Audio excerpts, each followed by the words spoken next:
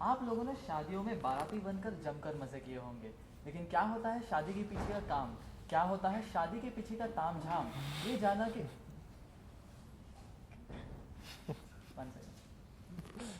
अच्छा था यार।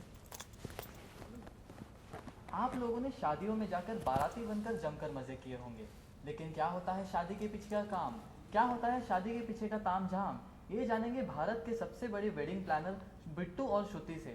बिट्टू और श्रुति, ये बिट्टू यानी रणवीर सिंह और श्रुति यानी अनुष्का शर्मा। बिट्टू जी और श्रुति जी, क्या कैरेक्टर है आपका, ये क्या चक्कर है, क्या करने वाले आप इस मूवी में? बिट्टू जी। सर मेरे किरदार का नाम जैसे कि आपने कहा बिट्टू शर्मा है। वो दिल्ली यूनिवर्सिटी का एक छात्र है। बड़ा ही लोफर किस्म का है, लफंडर ब्रांड का आदमी है। वो आवारागर्दी करते रहता है, कॉलेज में अपने दोस्तों के साथ मस्ती करते रहता है और लड़कियों को छेड़ता है। एग्ज़ामों में उसकी फेल होते होते पास हो जाता है। पढ़ाई में इंटरेस्ट नहीं रखता, आगे की नहीं सोचता, उसको परवाह नहीं है कि वो लाइफ में आगे क्या करेगा। फाइनली जब उसका थर्ड ईयर ख़त्म होता है तो सवाल ज़ाहिर है उठता है कि आगे क्या करना है आपको लाइफ में। तो ऐसे वक्त पे उनकी मुलाकात होती है अनुष्का जी के कैरेक्टर से, जिनका नाम है श्रुति कक्कड़, जो बिट्टू के एकदम ऑपोजिट है। Anushka, would you like to? Anushka ji, आप बताइए आपका कैरेक्टर किस तरह है इस पूरे फिल्म में, बैंड बाजा बारात? जैसे उन्होंने कहा कि श्रुति एकदम बिट्टू के एकदम ऑपोजिट है। तो वो ज़्यादा समझी हुई है और इंटेलिजेंट है, बहुत मैच्योर है और मुँहफट है, थोड़ी बदतमीज़ है, लेकिन अच्छे तरीके, मतलब अच्छे वे में बदतमीज़ है। किसी को ऑफेंड नहीं करती है। तो इंटरेस्टिंग बात यह है कि जब ये ऐसे दो अलग अलग टाइप के कैरेक्टर साथ मिलते हैं तो फिर एक एनर्जी अलग हो जाती है फिल्म की। और यही एनर्जी हमने टैप करने की कोशिश करी है इस फिल्म में। पूरे फिल्म में जो है किस तरह की शूटिंग रही, किस तरह का एक्सपीरियंस रहा अनुष्का जी?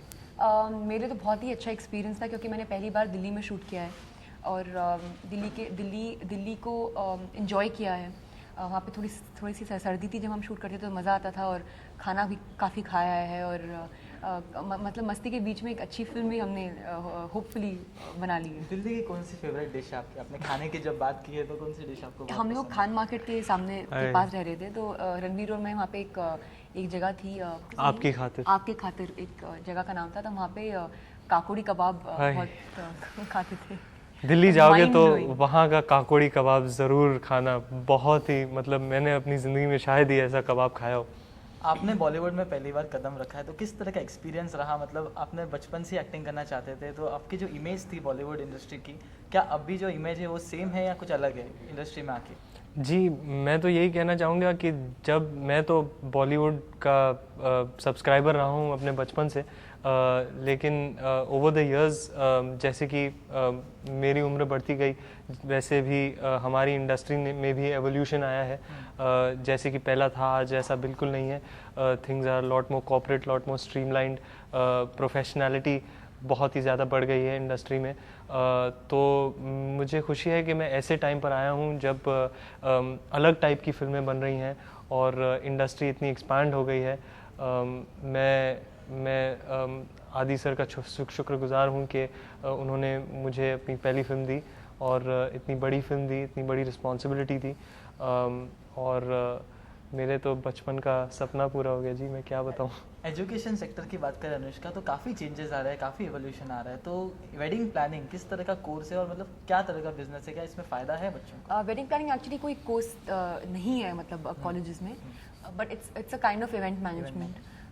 बट जैसे हमारी फिल्म में मैं बहुत इंटरेस्टेड थी बचपन से वेडिंग प्लानर बनने के लिए, तो मैंने असिस्ट किया था एक ऑलरेडी एस्टैब्लिश वेडिंग प्लानर को उस फिल्म में। सो आई गेस ऐसे ही ये प्रोफेशन इतना बड़ा नहीं हुआ है अभी तक, तो लोग ज़्यादा जानते नहीं इसके बारे में। ऑन टॉप ऑफ दैट ये एक बहुत ही हाई सोसाइटी का को केटर करता है, लेकिन हमने यही अलग दिखाया है कि हम लोगों ने एक मिडिल क्लास फैमिली को भी से शुरू एक्चुअली किया है हम लोगों ने, और वहाँ पे हमने ऑर्गेनाइज करा है, शादियाँ ऑर्गेनाइज करी उनकी, और हमारी वहाँ से ग्रोथ जो होती है, जो कि जानते नहीं हैं, दिल्ली के जो मिडिल क्लास फैमिलीज़ हैं वो जानते नहीं हैं, उनको नॉलेज नहीं है कि ये सिर्फ वेडिंग प्लानर्स जैसे प्रोफेशनल्स भी होते हैं। उनके लिए जैसे कि आपने ट्रेलर में देखा होगा, मामे चाचे मिलके करा लेते हैं शादी।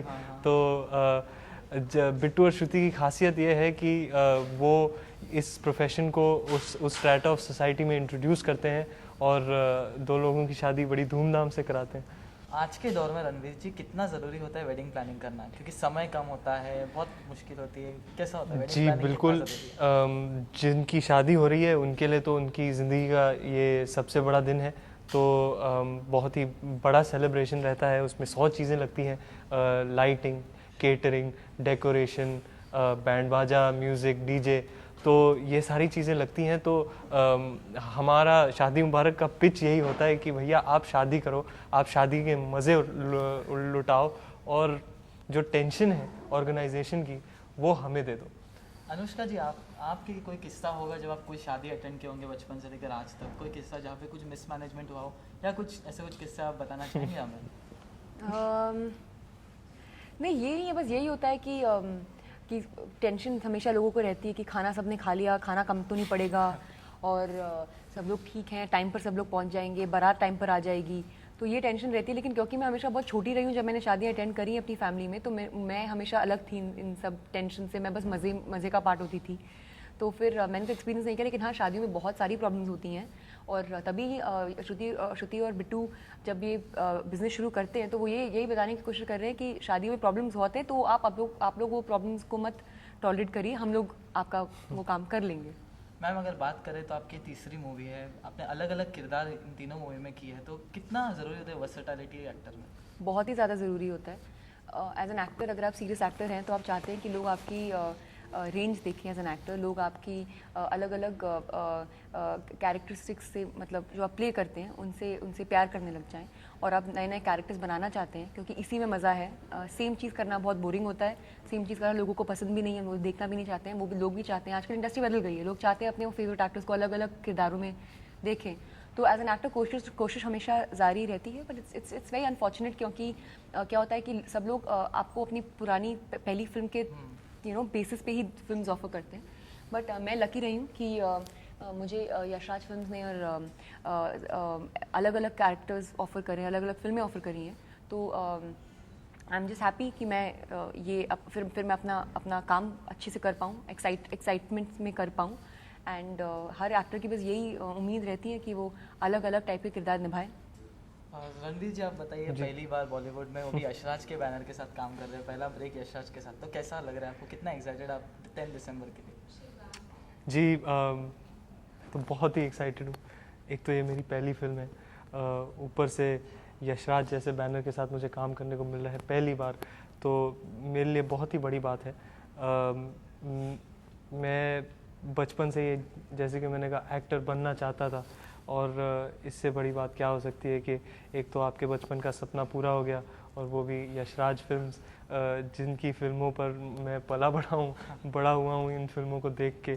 तो मेरे लिए तो ये एक्स्ट्रॉर्डिनरी है, मुझे कभी कभार यकीन ही नहीं होता कि ये मेरी लाइफ में एक्चुअली हो रहा है। मेरे लिए तो ये बिल्कुल सपना ही जैसा है। दिल्ली की फिल्म है, आप बैंगलोर से बिलोंग करते हैं, मुंबई से बिलोंग करते हैं, डायलॉग्स थोड़े से अलग है इस मूवी के, तो किस तरह के प्रैक्टिस या किस तरह का क्या आप दोनों? एक्साइटमेंट तो यही होता है एज एन एक्टर कि आपको नया कुछ सीखने को मिलता है। तो हम दोनों ने अडॉप्ट करने की कोशिश करी दिल्ली की भाषा, दिल्ली की लिंगो, क्योंकि यहाँ पे बात इतनी होती है इस फिल्म में, बात दोनों इतनी ज़्यादा करते हैं, तो बहुत ज़रूरी था हमारे लिए। दोनों राइटर और डायरेक्टर दोनों ही दिल्ली के हैं, तो स्क्रिप्ट में सब कुछ अवेलेबल था हमारे लिए, बट खुद उसको अपना बनाना पड़ता है। तो हमने मतलब मैंने अपने कज़न से जो दिल्ली में रहते हैं उनसे काफ़ी बातचीत करी और समझने की कोशिश करी वो कैसे बात करते हैं। कुछ फिल्में देखी जहाँ पे दिल्ली के लोगों को दर्शाया गया है, और ऐसे ही बस पिकअप किया।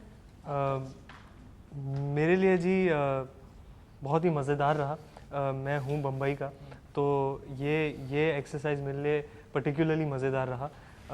मुझे ट्रांसफॉर्म करना था, एक दिल्ली का लौंडा बनना था, जिसके लिए हमारे डायरेक्टर साहब मिस्टर मनीष शर्मा मुझे रैकी पर लेके गए। जब वो लोकेशन स्काउट कर रहे थे तब उन्होंने मुझे दिल्ली यूनिवर्सिटी में खुला छोड़ दिया, बोला जा लौंडा बन के आ जा।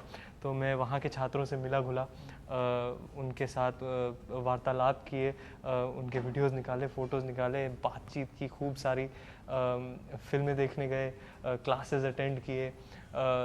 उनकी ज़िंदगी का एक हिस्सा बन गया था मैं एक हफ़्ते के लिए, और उनको ऑब्ज़र्व करके, उनको स्टडी करके, उनका जो लहजा है उसको देखकर, वो बातें कैसे करते हैं, क्या सोचते हैं, उनकी पसंद नापसंद, ये सारा कुछ देख के मैंने अपने आप में डाल लिया और वहाँ से एक हफ्ते बाद निकला एज ए टिपिकल दिल्ली का लौंडा। एक फेमस डायलॉग हो जाए मूवी की तो आप दोनों के बीच में, दिल्ली की वो लैंग्वेज। जो फिल्म का हमने मतलब आज के यंगस्टर्स की बहुत वो कोशिश करते हैं कि वो प्यार के चक्कर में ना पड़े, तो दोनों का एक रूल बन जाता है कि श्रुति बोलती है कि बिजनेस का फर्स्ट रूल, जिसके साथ व्यापार करो उससे कभी ना प्यार करो। मैम अगर प्रमोशन की बात की जाए तो बहुत अलग तरीके के प्रमोशन आप कर रहे हैं, एक रियल लाइफ शादी करवाने जा रहे हैं, तो जरा उसके बारे में बताएंगे हमें बिट्टू आप आखिर में। बताएं। जी हाँ, हमारा एक कॉन्टेस्ट है जिसमें हम खोज रहे हैं एक लकी जोड़ी जिनकी शादी हम कराएंगे, यानी कि शादी आपकी और टेंशन सारी हमारी। और सबसे बड़ी बात यह है कि खर्चा भी हम ही उठाएंगे। लॉग ऑन कीजिएगा www.bandbajabarat.com पे या कॉल कीजिएगा 1-800-2096-996 पर, हमें अपनी डिटेल्स दीजिएगा और अगर आप लकी हैं तो आप सिलेक्ट हो जाएंगे और आपकी शादी हम पूरे धूम धड़ाके से बैंड बाजा बारात स्टाइल में कराएंगे और पूरा खर्चा भी एज आई सेड हम उठाएंगे। तो लॉग ऑन कीजिएगा, कॉल कीजिएगा और ज़रूर हिस्सा लीजिएगा और 10 दिसंबर को ज़रूर देखने आइएगा bandbajabarat.com। ये थे रणवीर और अनुष्का जो बैंड बाजा बाराती लेकर अपने फिल्म के प्रमोशन में जुट चुके हैं। कैमरामैन अजय तिवारी और राज के साथ महुआ न्यूज़ के लिए अभिषेक हलदार, मुंबई से। Thank you. Thank you.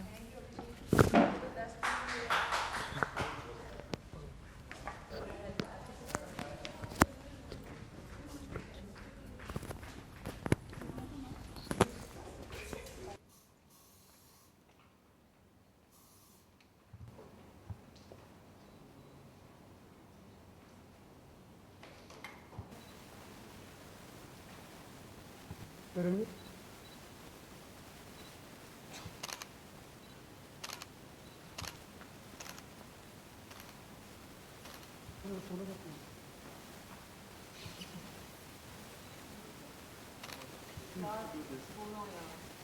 I thought you could put it on.